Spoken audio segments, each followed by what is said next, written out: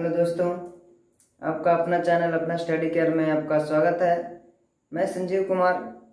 आज से ही हमारे यूट्यूब चैनल अपना study care by Sanjeev Kumar पे टारगेट बैच जो क्लास 10th का होगा, जो इस बार 2022 में एग्ज़ाम देने वाले स्टूडेंट हैं, उनके लिए आज से टारगेट बैच हमारा स्टार्ट हो रहा है हमारे चैनल पे, जिसका आज पहला दिन है। तो आज हम जो टारगेट बैच 2022 का होगा वो आज बहुपद से हम स्टार्ट करेंगे। जो बहुपद चैप्टर बहुत ही खास चैप्टर है। इससे बहुत सारे ऑब्जेक्टिव्स आपको पूछे जाते हैं और सब्जेक्टिव्स भी पूछे जाते हैं। मतलब कि इससे क्वेश्चन बहुत सारे आते हैं और आते हैं, क्वेश्चन पूछे जाते हैं इससे। तो आज हम आपको बहुपद पढ़ाएंगे, आज आप अच्छे से समझेंगे। जिसका जो पहला क्लास है उसमें आपको कॉन्सेप्ट दिया जाएगा। हो सके तो जितना हो सके आज हम कॉन्सेप्ट इसका देंगे। अगर बच जाता है तो इसका कॉन्सेप्ट हम अगले क्लास तक भी दे सकते हैं। और जो इसका क्वेश्चन सॉल्यूशन होगा, मतलब जो बहुपद का क्वेश्चन सॉल्यूशन होगा, शायद एनसीईआरटी बुक से आपको मिलेगा, क्योंकि हमारे जो एग्जाम में जो क्वेश्चन पूछे जाते हैं वो भारतीय भवन बुक से नहीं, एनसीईआरटी से ज्यादा पूछा जाता है क्वेश्चन। तो आप कोशिश करें कि आप एनसीईआरटी मैथ रखें, एनसीईआरटी से ही बनाएं तो ज्यादा फायदा है। और सिर्फ मैथ का ही नहीं, हर चीज का एनसीईआरटी, साइंस का हो, सोशल साइंस का हो, हिंदी, ये सब आप एनसीईआरटी का ही रखें और एनसीईआरटी से ही पढ़ें, ताकि आपको कम समय में ज्यादा फायदा मिल सके। क्योंकि अभी से इस लॉकडाउन की वजह से हमें टाइम वेस्ट करने में कोई फायदा नहीं है। तो आइए आज हम बहुपद आपको पढ़ाएंगे। तो बहुपद आज स्टार्ट करते हैं। तो बहुपद के लिए आप देखेंगे यहाँ पर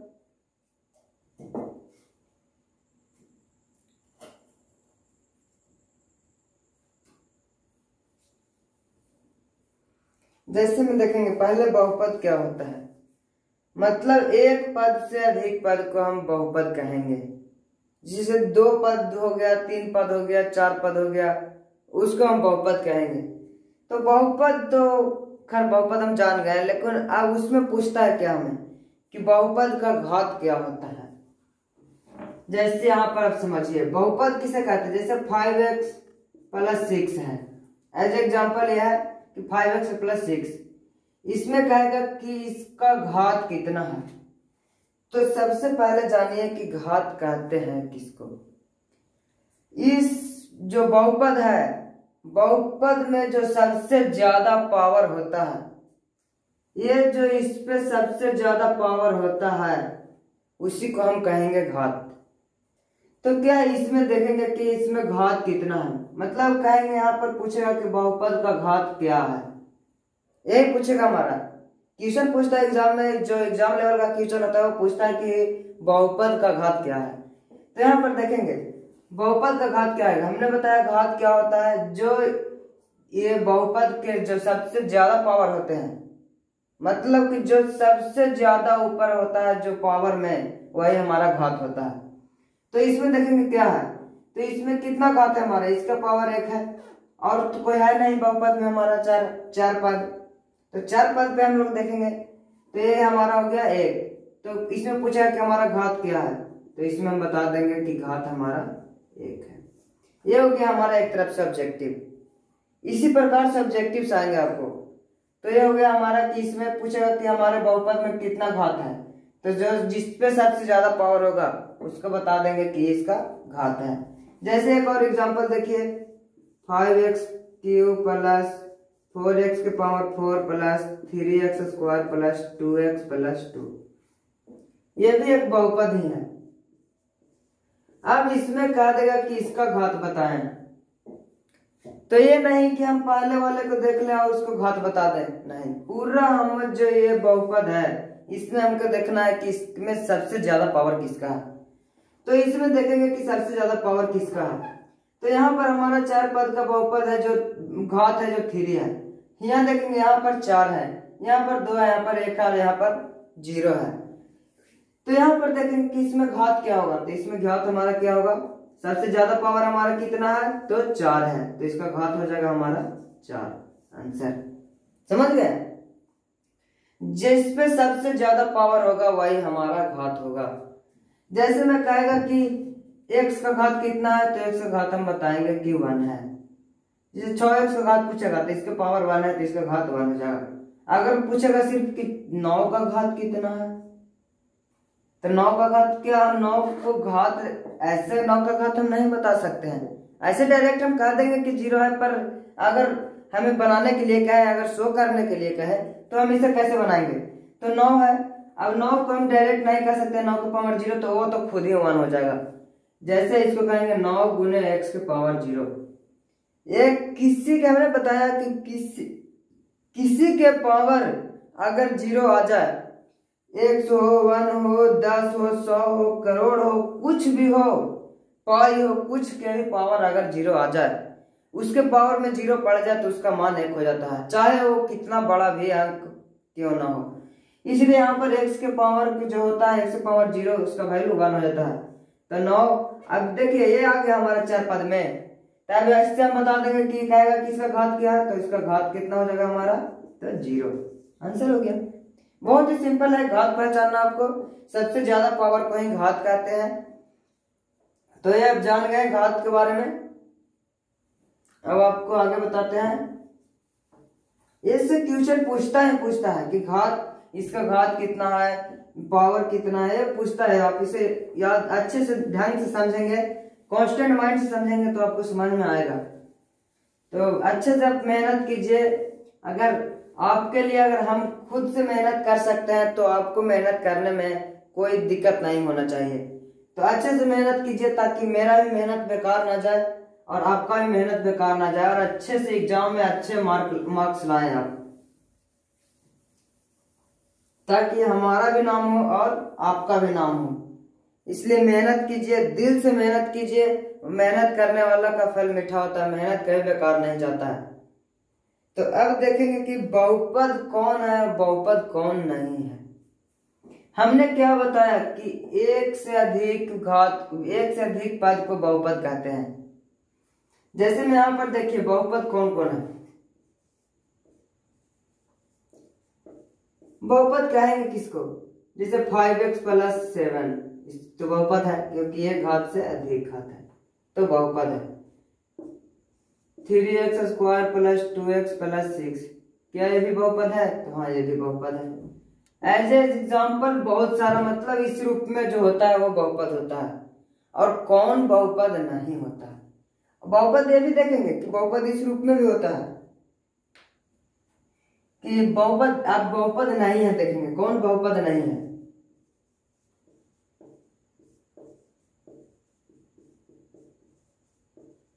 बहुपद नहीं है कौन, देखिए जैसे मैं यहाँ पर पूछ दिया x + 1/x, ये कह रहे हैं कि बहुपद है, एक घात भी एक से अधिक है पर ये बहुपद नहीं होगा। क्यों, देखिए क्योंकि हम इसे लिखेंगे तो कितना हो जाएगा हमारा x² + 1/x। जब ये अलग अलग होगा तभी ना हम कहेंगे इसे बहुपद। ये तो हमारा देखिए तो x² + 1/x है, तो क्या इससे हम बहुपद नहीं कहेंगे, इसलिए ये बहुपद हमारा नहीं है। और देखिए होता है इसमें क्या कि 1/1 + x, 1/x + 1, ये भी हमारा बहुपद नहीं है। अलग अलग होंगे दो पद, तो जैसे इसमें देखिए इसमें अलग अलग दो पद है तो हम इसे बहुपद कर दिए। इसमें क्या देखिए तो इसमें अलग अलग दो पद है नहीं है, तो ये हमारा बहुपद नहीं होगा।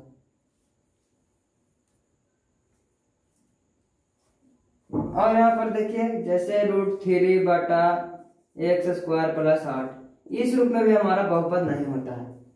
तो अब बहुपद कौन है, बहुपद नहीं है, आपको पता चल गया होगा। एक पद से अधिक को बहुपद कहते हैं। और जो इसमें देखिए इसमें एक पद से अधिक नहीं, इसे हम बहुपद नहीं कहेंगे। इसमें भी एक पद से अधिक नहीं, इसे बहुपद नहीं कहेंगे। ये भी एक पद से अधिक नहीं है, इसे अगर सोल्व करेंगे तो ये हो जाएगा √3 + 8x² बटा हो जाएगा हमारा x²। क्या एक पद से अधिक है, नहीं है, तो इसे हम कहेंगे कि बहुपद नहीं है।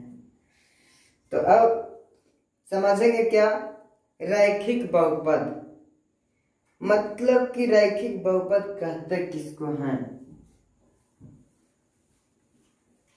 ये समझ में आ गया आपको, नोट कर लिए?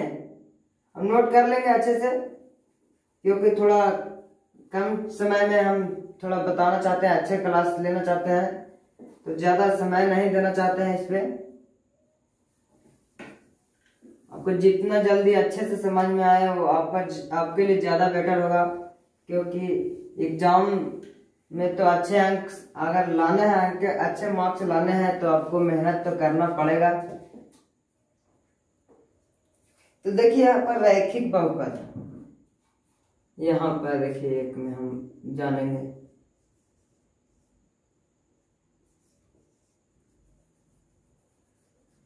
रैखिक बहुपद से पढ़ते हैं सबसे पहले।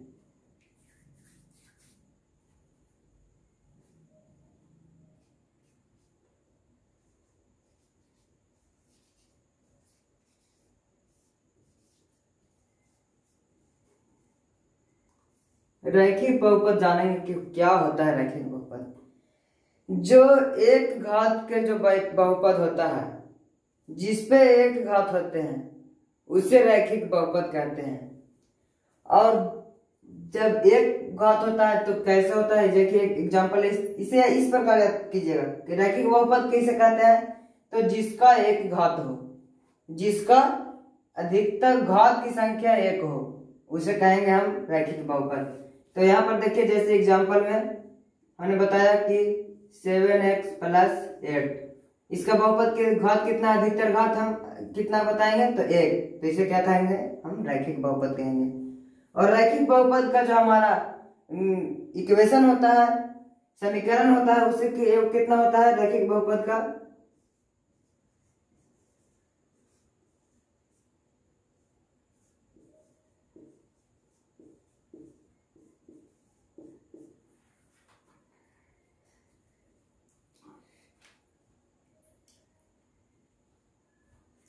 रैखिक बहुपद का समीकरण कहेंगे या व्यापक रूप कहेंगे, तो रैखिक बहुपद का व्यापक रूप हमारा हो जाता है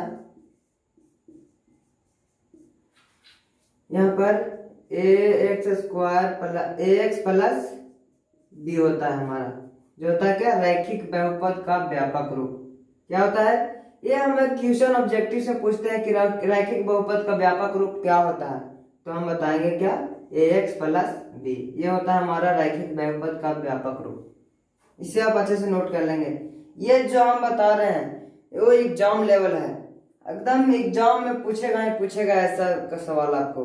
ये सब बहुत ही भिन्न बता रहे हैं। जो रैखिक बहुपद जिसका अधिकतम घात की संख्या 1 हो, उसे रैखिक बहुपद कहते हैं। और रैखिक बहुपद का व्यापक रूप होता है हमारा ax + b। तो ये हमारा हो गया रैखिक बहुपद खत्म। अब चलते हैं द्विघात बहुपद पे।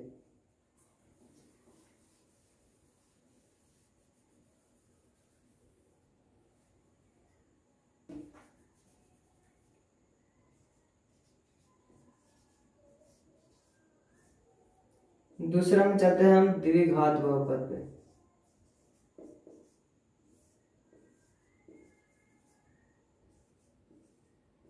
द्विघात बहुपद किसे कहते हैं, जिसका अधिकतम घात की संख्या 2 हो, उसे द्विघात बहुपद कहते हैं। तो अधिकतम घात की संख्या 2 हो उसे द्विघात बहुपद कहते हैं। तो अधिकतम घात हम कैसे लिख सकते हैं कि जैसे में 6x² + 5x + 6, क्या कहेंगे इसमें कि अधिकतम घात की संख्या में कितना है तो 2 है, तो इसे क्या कहेंगे कि द्विघात बहुपद है। अधिकतम घात की संख्या हमारा 2 होता है तो उसे द्विघात बहुपद कहते हैं। और कब द्विघात बहुपद कहेंगे, ऐसे तो हम जानते हैं कि अधिकतम घात की संख्या 2 है उसे द्विघात बहुपद कहते हैं, पर ये इस व्यापक रूप किस रूप में होगा, इसका व्यापक रूप में होगा कैसा, तो द्विघात बहुपद का व्यापक रूप हमारा होता है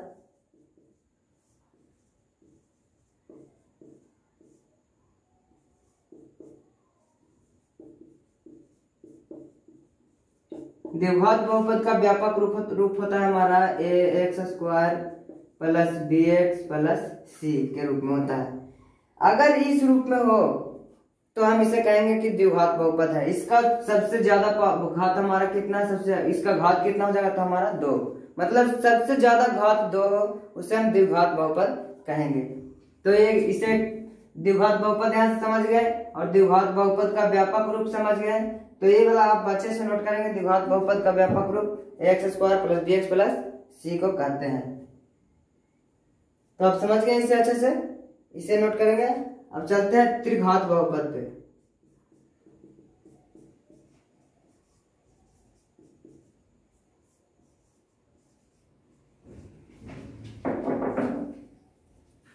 तो त्रिघात बहुपद क्या है हमारा? तो जिसका सबसे ज्यादा पावर क्या, मतलब सबसे ज्यादा पावर 3 हो, मतलब सबसे ज्यादा घात की संख्या, अधिकतम संख्या 3 हो।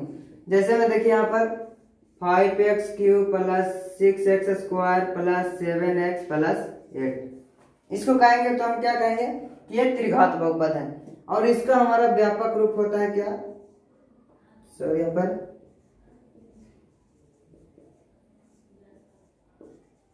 त्रिघात बहुपद का व्यापक रूप होता है हमारा ax³ plus bx² plus cx plus d। ये होता है हमारा त्रिघात बहुपद का व्यापक रूप। तो इसे आप ये तीनों को अच्छे से ढंग से समझेंगे, रैखिक बहुपद का व्यापक रूप, द्विघात बहुपद का व्यापक रूप और त्रिघात बहुपद का व्यापक रूप। ये तीनों को अच्छे से आप नोट कर लेंगे, याद कर लेंगे। ये कहा कि इससे हमारा सवाल सब्जेक्टिव्स में भी आते हैं और ऑब्जेक्टिव्स में भी आते हैं, तो आप इसे याद कर लेंगे अच्छे से।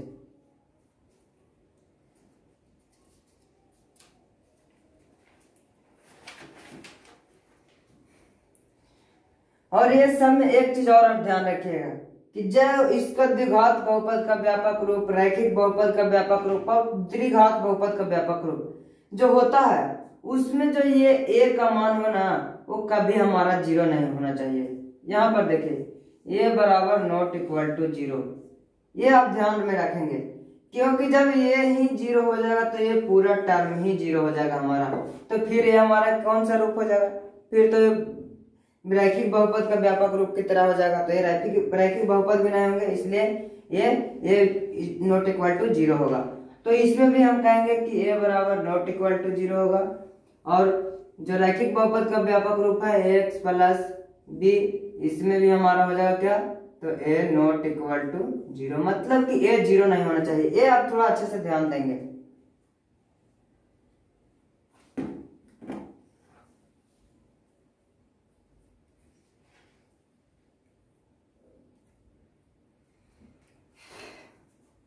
तो हो गया यहां तक।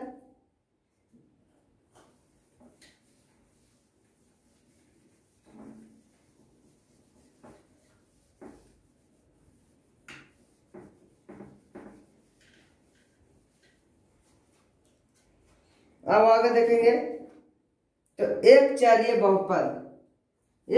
बहुपद किसे कहते हैं? मतलब कि एक चरीय बहुपद जो बहुपद px के जगह, px में x के जगह कोई भी मान रखने पर जो हमारा पद प्राप्त होता है, उसको हम कहते हैं एक पदीय बहुपद।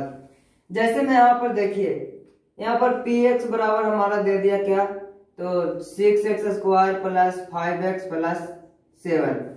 इसमें हमारा कह रहा है कि x के जगह जो मान रखने पर जो हमारा पद प्राप्त होता है, जो हमारा वैल्यू प्राप्त होता है, अगर एक पद प्राप्त हो तो हम उससे कहेंगे क्या कि एक पदीय बहुपद कहते हैं। जैसे में यहाँ पर x बराबर हम रखते हैं 1, तो यहाँ पर p1 बराबर रखेंगे तो हमारा 6 गुने 1 का स्क्वायर प्लस 5 गुने 1 प्लस 7। तो ये हो जाएगा हमारा 6 प्लस 5 प्लस 7, तो कितना हो जाएगा हमारा 18, 6 5 11 7 18। तो ये हमारा हो गया क्या, एक पदीय, एक चरीय बहुपद कहेंगे इसको, जिसमें px में x के मान रखने पर अगर जो पद प्राप्त होते हैं, जो वैल्यू प्राप्त होते हैं, अगर उसमें एक चर हो, मतलब एक पद हो, तो उसे एक पदीय बहुपद कहते हैं, एक चरीय बहुपद कहते हैं।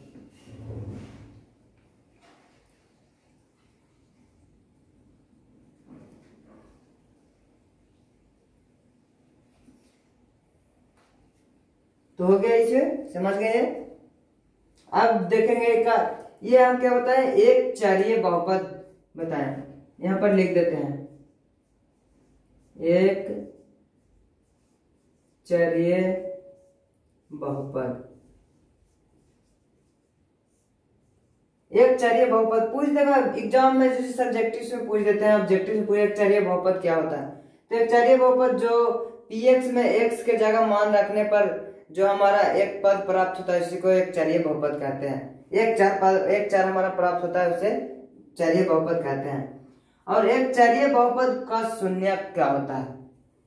चरिय बहुपद का शून्यक, ये आप थोड़ा अच्छे से समझेंगे। एक चरिय बहुपद का शून्यक क्या होता है?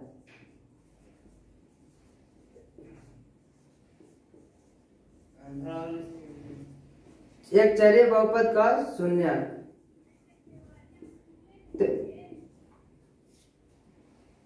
तो एक चरिय बहुपद का शून्यक देखेंगे, वैसा शून्यक जो px में x के जगह मान रखने पर हमारा शून्य आ जाए।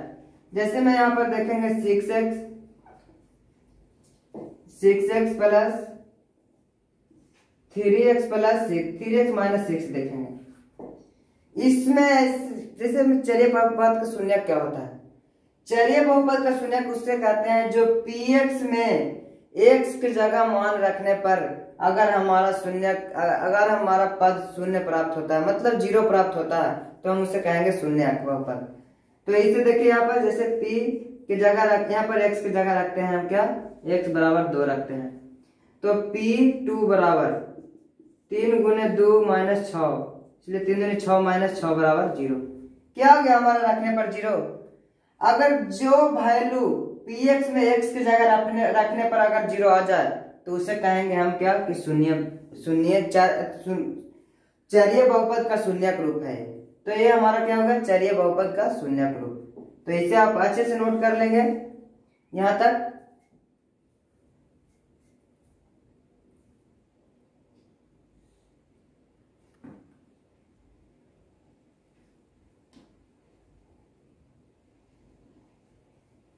हो गया नोट। एक और समझेंगे इसमें कि आखिर मूल्य किसको कहते हैं। तो ये जो पद हुआ इसमें अगर x के जगह मान रखने पर अगर 0 आ जाए तो हम उसे मूल्य कहेंगे। तो ये हो गया हमारा शून्यक बहुपद, और मूल्य भी इसे कहेंगे हम। तो ये हो गया हमारा मूल्य, इसे कहेंगे कि ये मूल्य भी है। तो आप यहाँ तक ध्यान देंगे, यहाँ तक अच्छे से फॉलो करेंगे। आज पहला क्लास है, थोड़ा आज लाइन का जो प्रॉब्लम, लाइट का प्रॉब्लम है, तो आज यहाँ तक ही क्लास हम आपको देंगे। अगले दिन से थोड़ा अच्छे से क्लास देंगे आपको। तो ठीक है, आप अच्छे से फॉलो कीजिए, अच्छे से पढ़िए, अच्छे ढंग से पढ़िए। काफी धीरे धीरे हम पढ़ा रहे हैं ताकि आपको अच्छे से समझ में आए। तो आप इतना रिवीजन करेंगे, अच्छे से पढ़ेंगे, अच्छे से फॉलो करेंगे, कांस्टेंट माइंड से पढ़ेंगे तो आप कर सकते हैं।